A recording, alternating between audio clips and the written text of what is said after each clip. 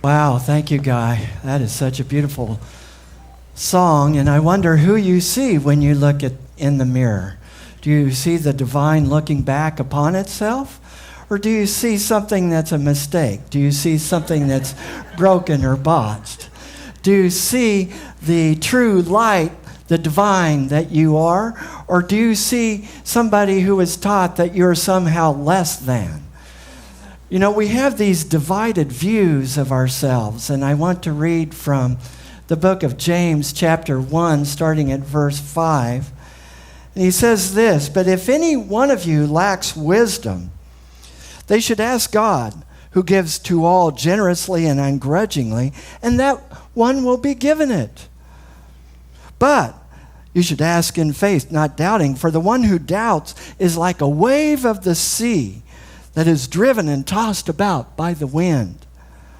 For that person must not suppose they will receive anything from the Lord, since they are a person of two minds, unstable in all their ways." I got my first surfing lesson yesterday. But, hey, thanks. But fortunately, I don't think there was any cameras on me. It was not the prettiest picture of mastery, and mastery is the power of the month. Mastery is that power, one of the 12 powers, how we can create by the power of our intention. And so it was a challenge. I love being in the water. It's all right. You know, but Eric Vroom, who is the chiropractor in our wellness center, was the one who was out there with me, teaching me. And I thought it was a good idea to have a doctor with me. You never know when one might be handy. And he said to me, "Okay, Tim, catch the kind of waves, you know, that there's just coming one direction, because you're needing one direction to really power you and be faced directly to the shore." Now, I had my glasses off, so I'm trying to decide, okay, where exactly is the shore? But he said, avoid those waves, you know, that they're coming together from different directions, because it's kind of a mishmash, you know. It doesn't give you a clear direction. And the same is true in our mind, that if we're coming from different directions, from multiple directions, then we won't have a clear focus. We won't have a clear direction. We'll be moved this way and that. That's why James says that a double-minded person won't be able to receive what it is they're wanting, because they have this committee. I talked earlier about this committee that sometimes is operating in our minds. Do you have a committee? I mean, there have been times where I've sat down with the critic, the judge, the sleepy goof-off, the drunken chimpanzee that's just jumping all over the place. There's this committee, and getting them all in the same place to all work together. Charles and Myrtle Fillmore are the co-founders of the Unity Movement. And Charles Fillmore states that we have more than 1,000 personalities in us. You know, when I read that, I thought, really, Charles? More than 1,000? You know, and I was in such a holy place. I thought, I'm such a holy, saintly guy. And I get out in the car, and someone cuts me off, and another personality comes out. Suddenly, I'm not feeling so holy and sanctimonious anymore. Maybe you have different personalities in you as well. But I want us to look at who we really are. Who are we really? When someone asks, well, like I did a wedding this last Friday. It was a beautiful wedding. And I was meeting people. And, you know, these people know each other. They're family and friends. Most of them have never seen me before. And so I'm coming up to them to meet them, and they say, "And you are," you know, they're thinking, is this a long lost? And I was really tempted to say, "Yeah, I'm your cousin. Remember you owe me $500? But I said, I'm Reverend Tim. I'm the senior minister of Unity Church of Hawaii, and I'm here to officiate the wedding." And they're like, "Oh," you know, like, "Oh, okay, it's important that this guy is here." So a lot of times when people ask us, who are you? They're wanting to know your name, what you do, what your role is, you know. You're a mother, you're a father, you do this kind of work, so forth and so on. But who are we really? It's important, and it's a foundation to mastery to know who we really are. Otherwise, we don't know what ground we're standing on. We don't have a clear foundation. We don't have a good space from which to really be the Christ that we are if we're confused. And so, I want to first look at a statement from one of the co-founders of the Unity Movement, Charles Fillmore. And this comes from his book, The Revealing Word. The Revealing Word is a dictionary of metaphysical terms.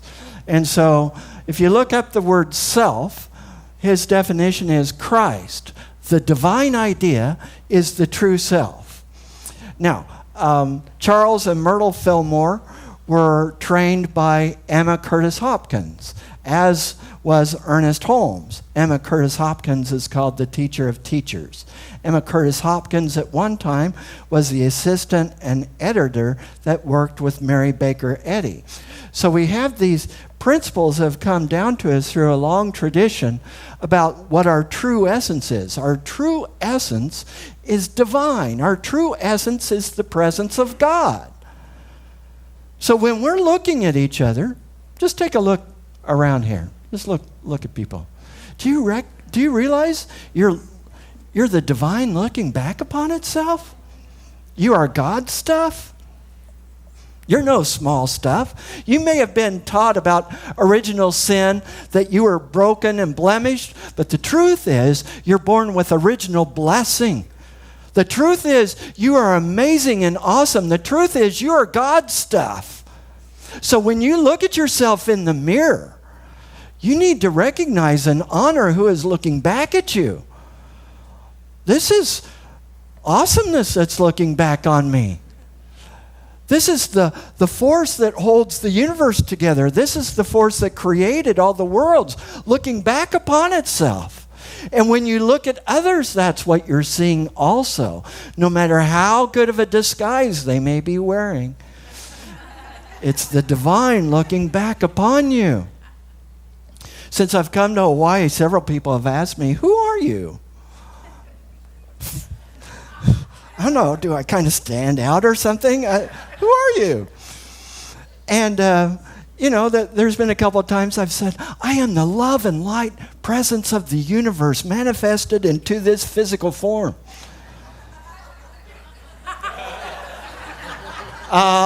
What's your name? That's good, to get a little more specific. Or sometimes they say, where are you from? And I've said, I'm from the mind of God. Oh, what city? Who we really are is amazing, beyond comprehension. The intellect can't even quite contain it.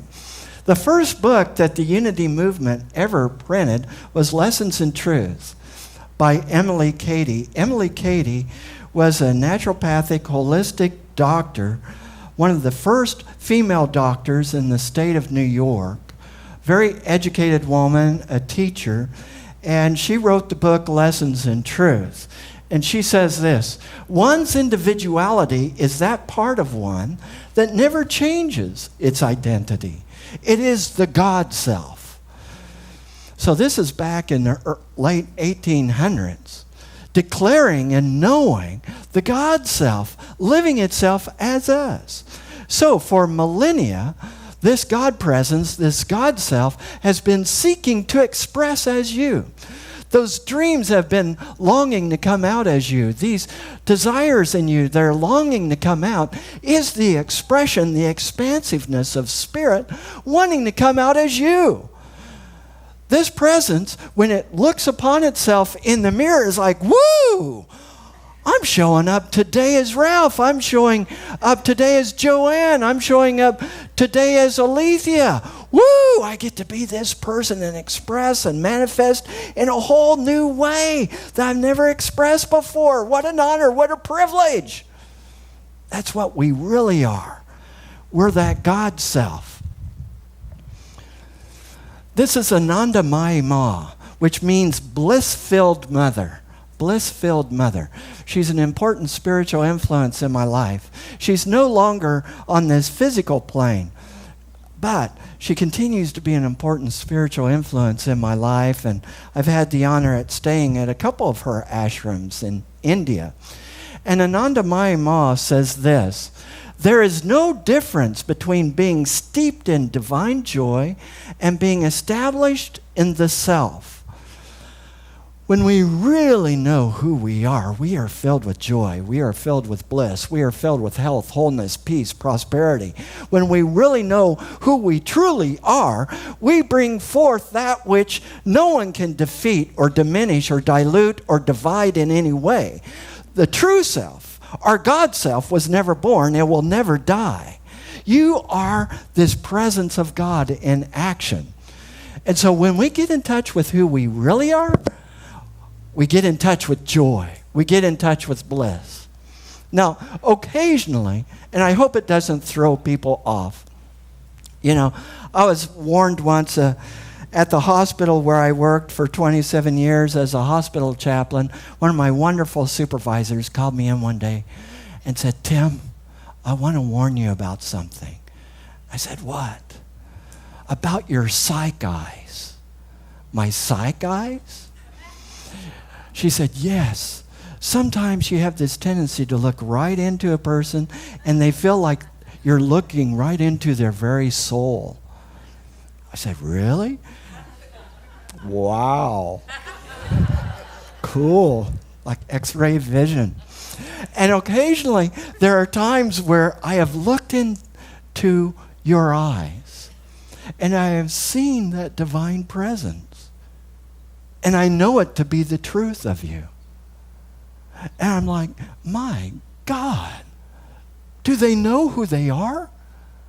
Do they know what amazing awesomeness they are? I thought I was there to talk to them about some other agenda, and that agenda just flies away because suddenly I'm connecting with the presence of God as this other person. They may be showing up as a prisoner. They may be showing up as a homeless person. They may be showing up as someone that is doing who knows what. The fact is, regardless of our circumstances, regardless of the way we look on the outside, we are the divine in action. Repeat after me.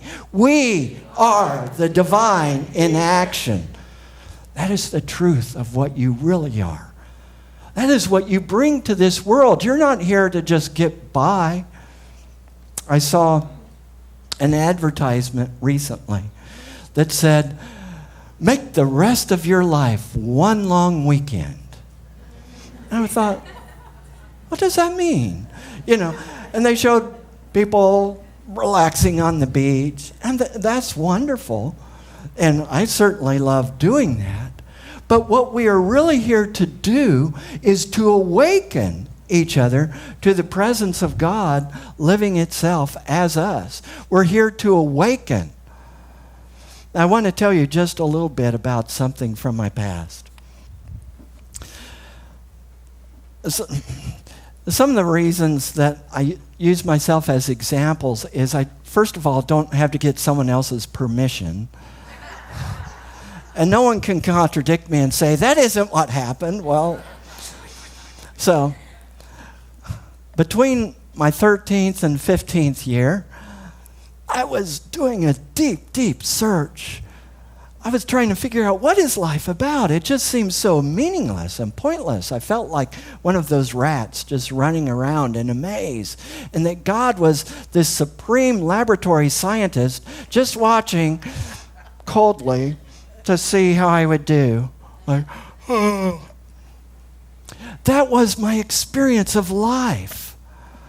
It felt so meaningless. And so I was reading Sigmund Freud, and I was reading Thomas Aquinas, and I was trying to delve into, what is life about? What am I here to do? And I was filled with guilt and shame and just a sense of brokenness and separation from everything.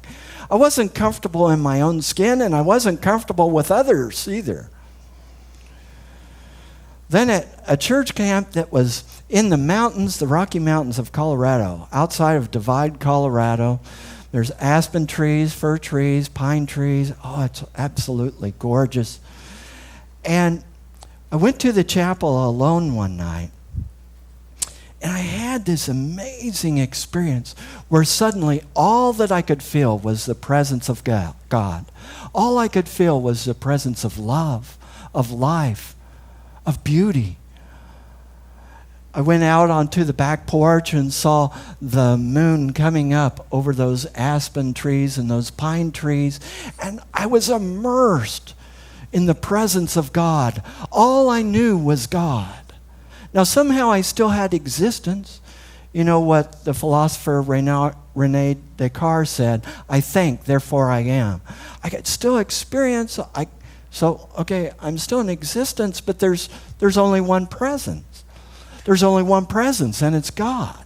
And it's pure love, pure life. There was no sin or guilt or shame in that presence. How could there be? That's all illusion.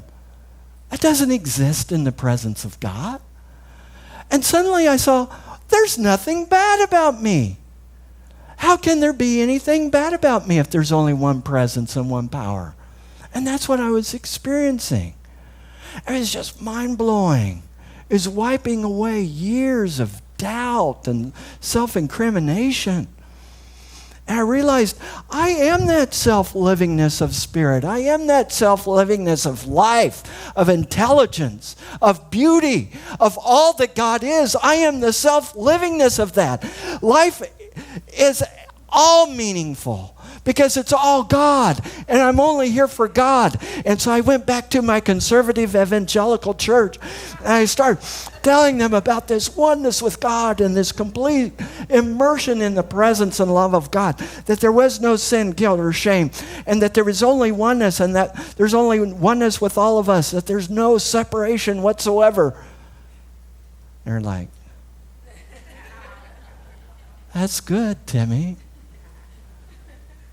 They weren't quite sure what I was talking about. But my belief is that every lesson that I give is a treatment. It's like a time release capsule, and so it will continue to work on you throughout the week. You don't even have to know it's working. My word does not return to me void. It accomplishes all for which I send it. And as I send forth these words, it's like a tuning fork. So I begin to resonate that truth within myself, and the truth in you, the true you, your true identity, begins to resonate with it as well. We begin to vibrate at the same frequency. And so in this field that we call Unity Church of Hawaii, and those on live stream or Alelo or wherever you are, we begin to vibrate at this same frequency of truth, of remembering, of waking up from our slumber as to who we really are. I've talked about us being a labor and delivery room where we're giving birth to our dreams. I want to use a different metaphor now. We are alarm clocks. We are alarm clocks for one another. We're here to wake each other up out of our sleep, out of our anesthesia. We are surrounded with people who are sleepwalking, who have no clue who they are or why they're here, and they're just fumbling around in life. We are here to wake each other up. Thank you. When I first moved here to Hawaii, there was a wonderful rooster that liked to be right outside my lanai. And he would start about 3:40 in the morning. That's what we need to do for one another, to wake each other up to the truth, the awesomeness of what we really are. And what are we really? We are that existence, that consciousness, that bliss. There's a Sanskrit phrase that's used by all the spiritual traditions that have come from India, Satchidananda, which means I am existence, I am consciousness, I am bliss. I am existence, I am consciousness, I am bliss. This is our true being. Our true being was never born. It will never die. It is eternal. So when you look at yourself in the morning, I want you to say, my God, you're beautiful. You are so amazing. I am so glad to be the divine presence showing up as me today. All right. Look at someone close to you. Lock eyes. It's the divine looking back upon itself. And repeat after me. I am so fortunate to be here close to you. Because I am the divine looking back upon itself. We are here to do amazing things. We are here to wake up this world. And we made an appointment to be here together. Let's do this together. Give each other a high five or a hug.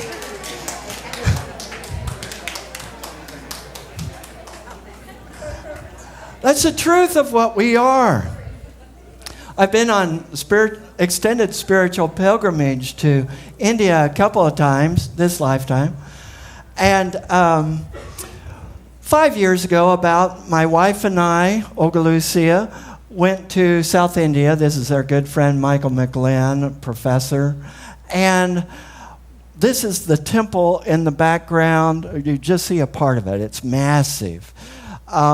We went to Sri Aurobindo's ashram. We went to Auroville, Auroville, an intentional international spiritual community that has formed this amazing community. And this is at Oneness University, the Oneness Temple.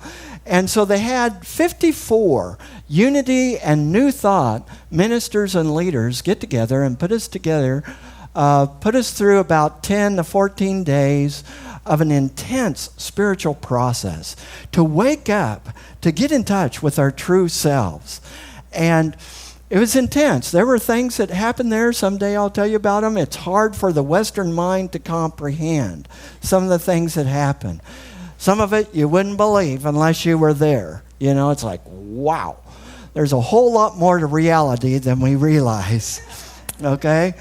And then, as the culmination of this process, they had us come into the temple, and we would chant hundreds of times or whatever, I'm existence, consciousness, bliss. I'm existence, consciousness, bliss. And we would be repeating this over and over and over to help us wake up to who we really are. Then they would come around and give us what's called a diksha, where we just give a blessing and we place the hands on top of the head. It's called a diksha. And this diksha was to help waken us up. And so it was an amazing time. I remember coming out of the temple after that process, and I was just noticing every single thing. Everything that I ordinarily would tune out, it's like, wow, this temple sure is white. I didn't know how white this temple was. Then I noticed all the trees around it. It's like, wow. It was like experiencing life for the first time. Because our true essence, our true reality is existence, consciousness, and bliss. When we are operating in our divine self, then we know who and what we really are. And it is from this place that we create mastery, that we create our lives. Mastery is the ability to create according to our intention. But it's difficult to do unless you know who you really are. So when you look at yourself in the morning, here's your homework assignment. I want you to see who you really are and to give affirmations. I want you to not focus on wrinkles or, is that another gray hair, or whatever you might do in the mirror. I don't know. But I want you to see the divine looking back upon itself. And I want you to recognize that just as this projection screen receives an image that is projected onto it, the same is true in how we see each other. The way you see others is a very good projection of how you really see yourself. The way you see others is how you really see yourself. So if you see others as a pain in the rear, you see others as, I just wish they'd straighten up and get the truth, meaning my way.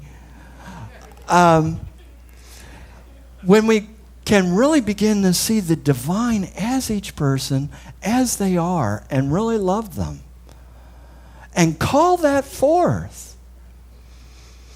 Lately, more and more, when I see it in people, I just start telling them. Sometimes they get a little squirmy. Like, I'll tell them what I'm seeing. It's like, wow, I'm seeing an amazing spirit there. I'm seeing someone who has survived so much and has great strength. I'm seeing the divine. Oh my gosh. And I suddenly move into this sacred space. And it's here all the time. Every moment is a miracle. Every moment is an opportunity to awaken. Every moment is an opportunity to grasp and fully live the Christ as us. Every moment is our chance to be the divine. That's what we're here to do. And let's do it together. Namaste. Thank you.